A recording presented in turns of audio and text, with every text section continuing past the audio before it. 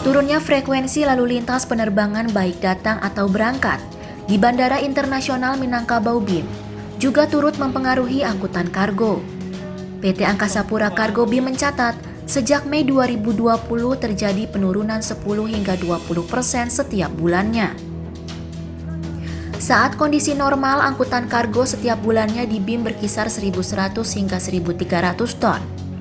Namun kini hanya berkisar antara 900 hingga 1.000 ton per bulannya. PT AP Cargo BIM kehilangan pendapatan kargo hingga 70%.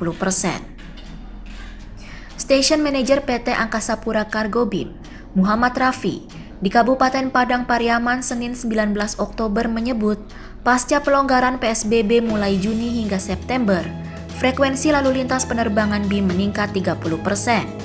Sehingga ikut berdampak kenaikan pada jasa angkutan kargo secara bertahap.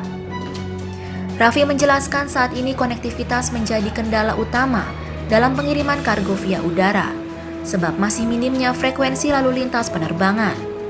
Misalnya dalam mengirim komoditas hidup, yang seharusnya sampai di daerah tujuan di hari yang sama, terkadang harus tertunda di hari berikutnya, sehingga memperbesar resiko kerugian komoditas hidup yang dikirim. Karena ketika komoditinya itu diterima dalam keadaan mati, itu harganya turun. Makanya di situ biasanya kerugian si pemilik barang ini.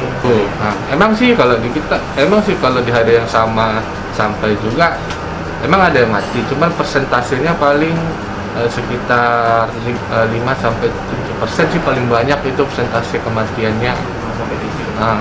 Kalau itu bisa ditolerir, tapi kalau besoknya sampai, nah itu yang nggak bisa ditolerir, bisa lebih tinggi persentase kematian.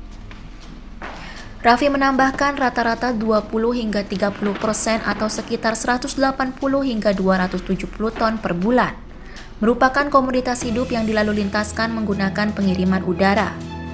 Di mana komoditas itu diantaranya yaitu lobster, udang air tawar, ikan hias, dan sarang burung.